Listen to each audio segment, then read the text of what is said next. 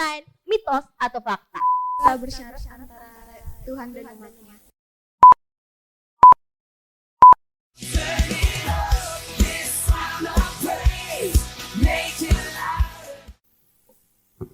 Yo, salam semuanya. Welcome to podcast Valentine in the Bible. Kasih nggak cuma 14 Februari aja.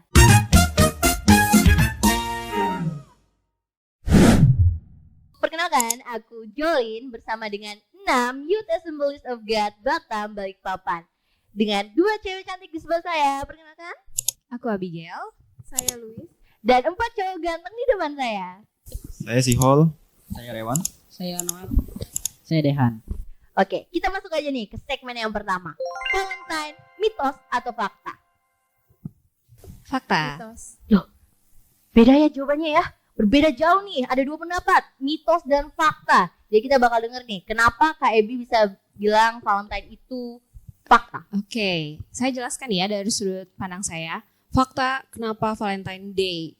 Karena pada saat itu hari terbentuk gimana memperingati Santo Valentinus yang pada saat itu beliau dieksekusi oleh Kaisar Claudius II pada pemerintahannya dikarenakan melakukan pernikahan secara rahasia.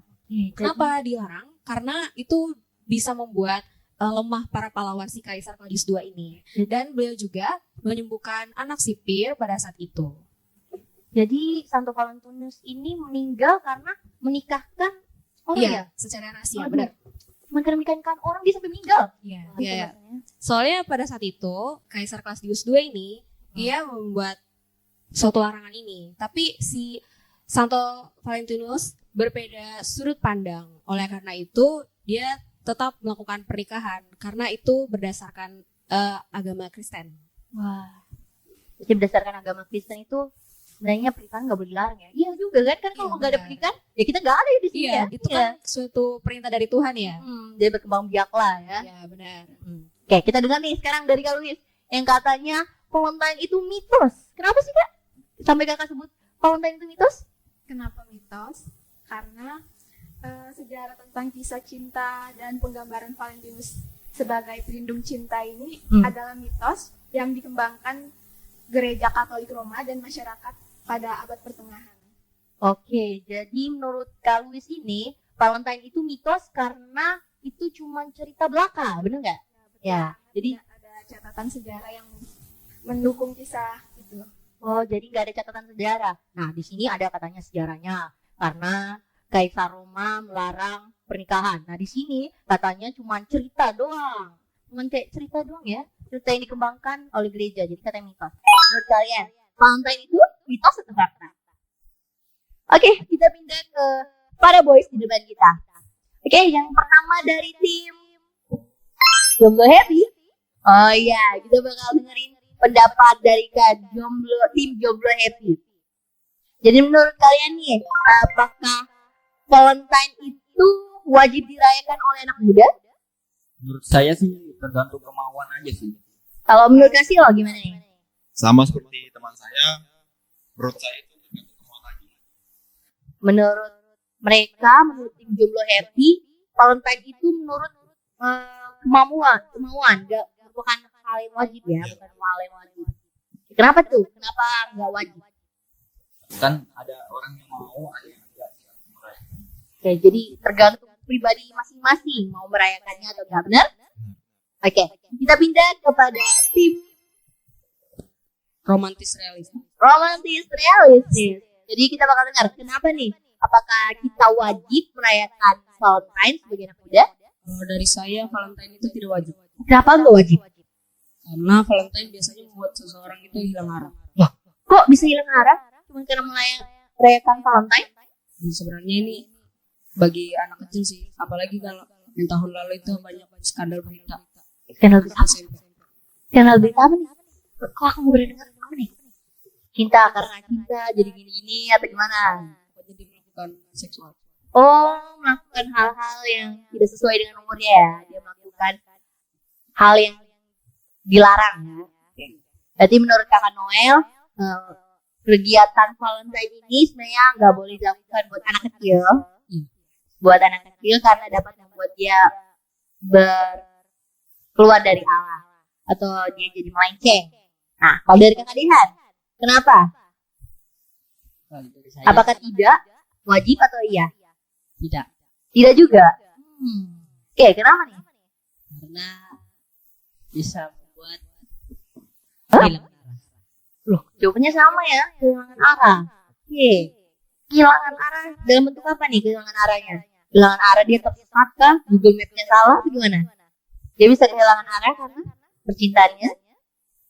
Oke, mungkin dari Kakak Dehan cuma itu aja ya. Menurut tim romantis realistis ini, kita sebagai anak muda nggak diwajibkan untuk merayakan atau nggak boleh ya, nggak boleh merayakan Valentine karena itu dapat membuat kita keluar dari arah atau melenceng sampai melakukan hal-hal yang tidak senonoh. Oke, jadi dari para boys ini kita nggak diwajibkan untuk melakukan Valentine.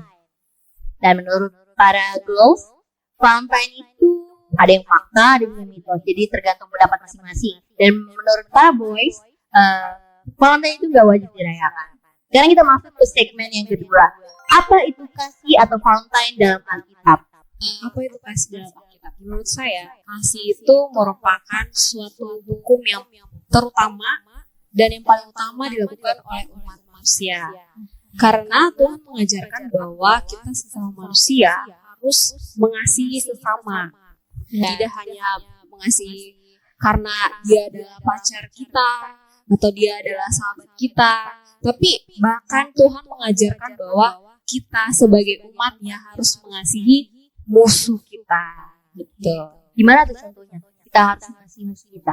Contohnya ya, kayak kita sebagai anak-anak youth, misal kita di dalam dunia pertemanan kita tuh terkadang ya mungkin dijauhi sama teman-teman atau dikucilkan gitu, bahkan dihina, diremehkan karena mungkin ekonomi kita yang tidak lebih tinggi daripada mereka, jadi kita tuh dijauhkan. Nah, meskipun seperti itu, tapi kita jangan menjadi orang yang benci terhadap orang itu, karena kita harus mendoakan dia.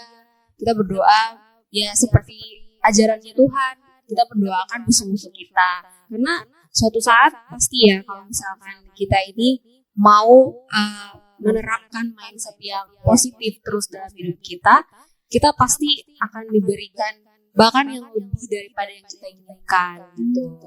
Oke, jadi menurut Kak Bigel ini, Valentine dalam Alkitab itu merupakan kasih yang mengampuni, mengampuni sesama, Benar. orang bahkan musuh kita ya. Ya, Pokoknya di dalam Alkitab itu ada penjelasan kasihilah musuhmu, ampunilah musuhmu sebanyak 7 kali 77, benar ya?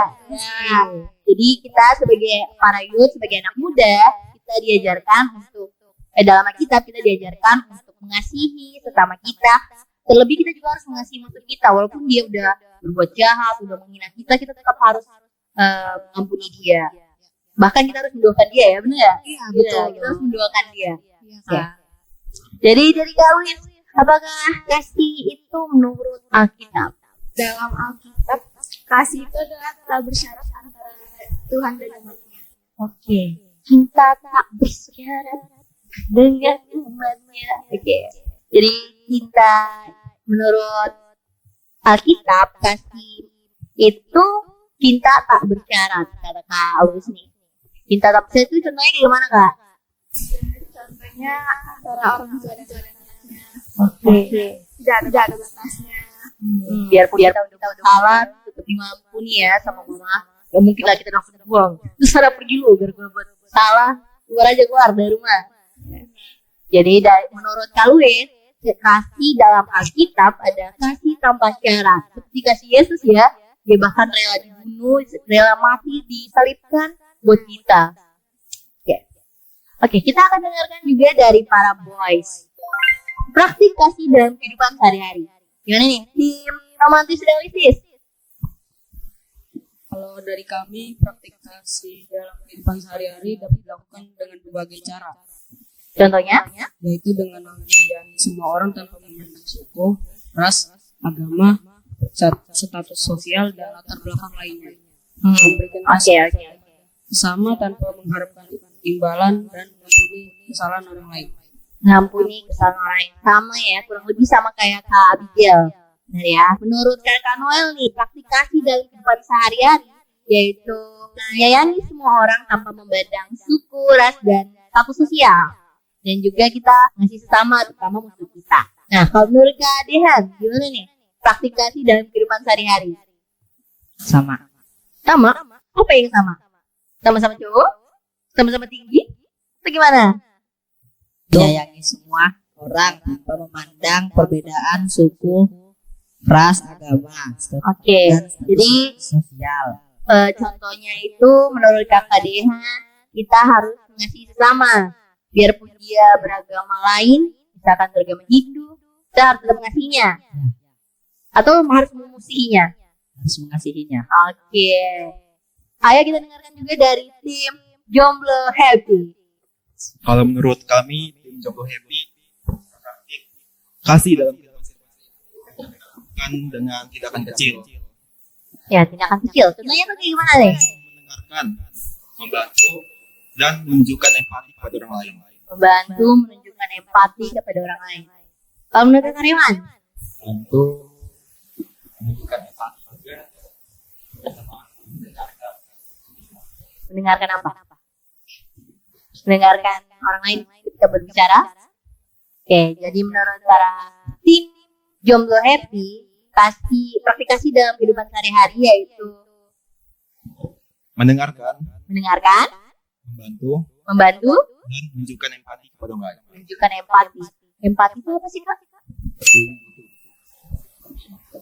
Peduli. Ya. Peduli kepada orang lain. Oke, jadi ketika orang sedang susah kita peduli gitu.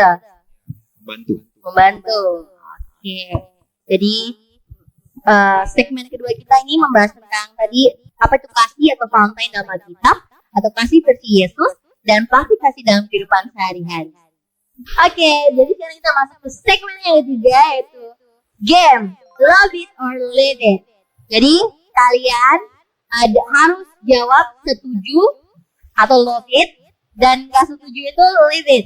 Jawab. Oke? Udah paham rumusnya? Paham. Oke, jadi pertanyaan yang pertama. Mengasihi musuh sama pentingnya dengan mengasihi teman. Love it? Love it. Oke, cuma kompak nih love it. Kenapa kita harus mengasihi musuh? Sama seperti teman. Kenapa tuh? Karena seperti yang Tuhan Yesus ajarkan, kasihilah musuhmu seperti kamu mengasihi sesamamu. Oke, jawabannya bagus banget nih dari Kak Sio. Tepuk tangan aja dong. Oke, kita masuk ya ke pertanyaan yang kedua. Yesus adalah kasih yang sejati. Love it or leave it? Love it. Oke, kompak semuanya nih love it. Aku mau dengar dari cewek-cewek nih, kenapa? Yesus adalah kasih yang sejati. Iya, karena kalau kita lihat ya di Alkitab tuh pada Yohanes 3 ayat 16. Karena begitu besar kasih Allah ke dunia ini sehingga menurunkan anaknya tunggal supaya setiap orang yang percaya kepada tidak binasa melainkan memperoleh hidup yang kekal. Jadi Yesus adalah kasih sejati. Karena dia lebih mengasihi manusia, bahkan ketika kita udah melakukan kesalahan ataupun dosa, ia tetap mengasihi kita. Oke, jadi gimana nih Kak? Jadi kasih Yesus itu adalah cinta sejati karena begitu besar kasihnya dia buat kita. Hingga dia mengaruniakan anaknya. Iya. Oke, kita masuk ya ke pertanyaan yang ketiga. Kasih yang sejati butuh pengorbanan. Leave it or love it? Love it. Oke, karena tadi kita udah dengar dari cewek, kita bakal dengar jawabannya dari para boys. Kenapa nih? Kasih yang sejati perlu pengorbanan. Bila kasih terbesar adalah ketika seorang menyerahkan nyawanya bagi sahabatnya. Benar. Ada lagi nih contoh lain yang menurut pandangan Kristen apa? Kasih yang paling besar sekali. Kasih Tuhan. Ya, kasih Tuhan. Kenapa nih kasih Tuhan? Kenapa kasih sejati itu butuh pengorbanan? Contohnya kayak gimana? Karena Tuhan sudah mengorbankan diri untuk kita untuk menebus dosa kita. Wah, bener banget nih. Jawabannya bagus banget. Kasih tepuk tangan. Oke, jadi kasih yang sejati itu butuh pengorbanannya. Tuhan sudah mencontohkannya kepada kita. Begitu besar kasihnya dia sampai ia rela memberikan dirinya untuk disalib ya, betul ya? Betul. Nah, sama seperti yang tadi Kakak Dehan ngomong di Yohanes 15 ayat 13, kasih terbesar ketika seorang menyerahkan nyawanya bagi sahabatnya. Aku mau nanya nih, kasih yang sejati itu sebenarnya kayak gimana sih? Selain butuh pengorbanan ini, kasih sejati itu sebenarnya artinya kayak gimana? Atau kasih dalam Alkitab itu ada apa aja? Oke, saya jawab ya Kak ya. Oke. Ya, kalau saya jawab satu aja nih, nanti mungkin teman-teman yang lain bisa menjawab ketiga contohnya lainnya. Oke. Jadi yang pertama itu adalah kasih agape. Apa sih kasih agape? Ya kasih itu ya seperti yang Kak Luis tadi udah bilang bahwa kasih agape itu adalah kasih yang tidak bersyarat. Oke. Kasih yang murni, tanpa pamrih, dan juga tidak menuntut balasan atau imbalan. Oke, jadi kasih yang murni, kasih yang tanpa pamrih dan dia tidak bersyarat. Contohnya kayak gimana Kak? Contohnya ya, misal kayak kita lagi kayak tadi kembali contohnya, kita membantu orang. Kalau kita tuh mikir ya, kita membantu orang ini pasti kita berharap orang itu suatu saat harus membantu kita lagi nantinya. Tapi sebenarnya bahwa kasih agape itu menjelaskan kepada kita bahwa kalau kita membantu seorang, jangan kita mau menuntut bantuan lagi terhadap orang itu kepada kita gitu. Oke, berarti kasih yang tidak bersyarat, yang tidak pamrih ya, berarti dia nggak mengharapkan timbal balik ya. Ya, Dia betul. tidak ingin balasan. Ya, Nah, kita udah dengar nih salah satu kasih dalam Alkitab. Kita dengerin lagi 3 kasih dari Alkitab dari para boys. Kasih yang kedua ada apa? Oke, mulai dijelasin kasih storge itu seperti apa? Mungkin kayak ibu dari keluarga gitu, hubungan Ya, ya yang kita alami spontan sehari-hari juga. jadi contohnya tuh kayak kasih orang tua dengan anak ya? Iya. Ya. Maksudnya itu kasih orang tua dengan anaknya itu contohnya seperti apa? Misalnya dia kayak berbuat salah, diampuni atau seperti apa? Ya kalau salah diberi nasihat apa ya. Banyak. Gak langsung diusir nih. Oke, berarti kasih storge menurut Kakak Rewan ini adalah kasih yang timbul dari hubungan darah atau ikatan keluarga, benar? Iya. Oke, jadi dia ini seperti kasih orang tua kepada anaknya, nggak pernah ada habisnya ya, benar ya, teman? Iya, betul. Ya, jadi biarpun kita udah buat salah, orang tua ini tetap memaafin kita. Dia nggak langsung usir kita nih, lo pergi aja lah. Udah buat masalah, bikin malu keluarga, pergi. Tapi kasih keluarga ini mengajarkan kita bahwa kasih keluarga itu kasih yang selalu memaafkan ya. Iya, betul. Oke. Ya, kasih yang ketiga. Ini adalah kasih fileo. Iya. Iya. Kasih fileo itu adalah kasih persahabatan yang berdasarkan hubungan erat dan saling menghormati. Contoh kecilnya itu antara teman aja, seperti menjenguk teman saat sakit. Itu kan sudah termasuk kasih ya. Oke, termasuk kasih benar-benar Kak. Berarti kasihnya ini persahabatan ya, kasih dalam persahabatan. Kasih yang timbul dari hubungan yang erat dan akrab. Benar. Jadi kalau contoh dari Kakak Luis nih, bahwa kasih dia ini merupakan kasih persahabatan. Contohnya saat teman sakit, kita ngunjungin, kita jenguk. Ada contoh lainnya Kak? Contoh lainnya, pasti kalian punya teman yang suka galau ya. Ya, suka galau banyak ya. Banyak nih yang suka galau. Itu pasti kita pasti bakal menghibur kalian, bakal kasih hiburan. Nah, oke. Jadi kasih pilihan atau kasih persahabatan ini menurut Kakak Luis itu merupakan kasih yang membantu sahabatnya dalam suka maupun duka, dan dia bakal selalu ada buat temennya ini ya. Oke, kita bakal bahas kasih yang terakhir, kasih keempat, yaitu kasih eros. Kakak Noel boleh bantu jelaskan? Boleh. Jadi kasih eros itu seperti kasih romantis, kasih yang timbul dari perasaan cinta dan gairah. Ya, contoh kasih eros itu seperti apa? Contoh kasih eros itu seperti hubungan antara suami dan istri yang melibatkan jiwa dan perasaan. Yang melibatkan jiwa dan perasaan. Kasih eros ini menurut Kakak Noel merupakan kasih romantis yang timbul dari perasaan cinta dan gairah. Benar? Yang contohnya itu kasih suami terhadap istrinya, istri terhadap suaminya ya, benar? Oke, sekarang aku ada pertanyaan nih. Apa pacaran itu termasuk kasih eros? Iya, termasuk. Termasuk? Termasuk. Oke, termasuk. Kenapa nih? Termasuk. Ya, kalau menurut saya, karena kan tadi sudah dijelaskan oleh Kak Noel ya, bahwa kasih eros itu adalah kasih yang dimana terjalinnya antara suami dan istri. Kalau pacaran, ya benar, karena juga itu kan Melibatkan dua gender ya. Laki-laki dan kecuali, perempuan. ya benar, kecuali kalau misalkan sama jenis dengan sama jenisnya itu Ya, itu nggak boleh. ya, tidak boleh. Nah, kalau tapi kita harus mengetahui lebih jelas ya bahwa kalau bisa pacaran itu termasuk kasih eros, tapi kita juga harus mengetahui bahwa apa sih tindakan atau batasan-batasan yang seharusnya kita anak-anak youth itu pegang dalam pacaran gitu. Ya, sama tadi kan seperti Kakak Noel bilang, anak SD ya nggak boleh ya katanya merayakan Valentine. Sama seperti ini, kita kalau menurut saya pribadi, anak SD ya masih belum cukup umur ya buat pacaran. Iya. Lagi masih sayang banget, Iya betul. pegangan tangan ya itu sebenarnya seharusnya mereka tuh masih dianggap teman bukan pacaran ya. Iya. Ya, jadi kasih eros ini adalah kasih romantis yang timbul dari dasar cinta dan gairah. Contohnya suami istri dan pacaran. Pacaran itu termasuk kasih eros ya guys, karena antara cewek dan cowok. Bukan kalau cowok dan cowok ya bukan termasuk kasih eros, udah menyimpang itu. Ya kan? Iya benar Kak. Oke. Jadi sekian game kita pada segmen yang ketiga. Tungguin tetap sampai segmen yang keempat. Oke guys, jadi kita udah sampai nih di segmen yang terakhir yaitu segmen keempat. Kita bakal bahas kesimpulan dari semua yang kita pelajari dari podcast ini. Kak Rewan boleh bantu saya untuk kesimpulan yang pertama? Valentine boleh dirayakan, tapi untuk membagi kasih kepada seseorang. Oh benar juga ya guys. Valentine itu boleh dirayakan, tapi untuk berbagi kasih. Iya, dan kepada semua orang.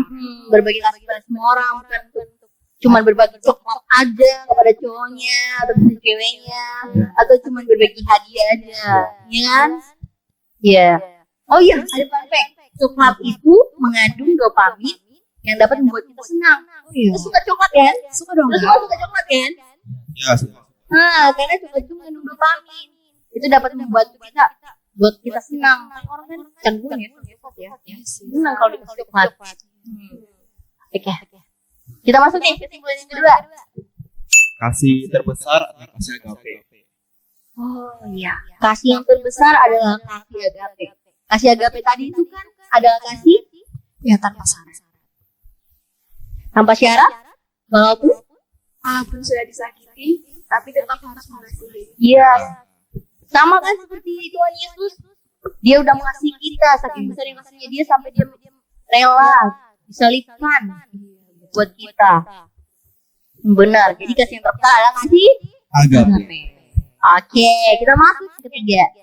Yang ketiga, Valentine atau kasih sebenarnya gak harus tanggal 14 Februari. Tapi setiap hari. Wow, setiap ya Kak ya. Iya, benar sekali. Sama seperti yang pertama kan, Valentine boleh dirayakan, tapi untuk berbagi kasih. Ya ini, kita itu merayakan Valentine sebenarnya nggak harus tanggal 14. Gak harus dong. Benar. Sama Tuhan sudah memberikan kita perintah bahwa Untuk mengasihi semua orang. kasihlah sesama manusia seperti Mengasihi diri sendiri. Ya, jadi setiap hari harusnya. Kan setiap hari kita udah mengucapkan mama terima kasih, itu kan udah mengasihi, kita udah membantu orang lain, bantu adik saat belajar, ya kan itu termasuk kasih.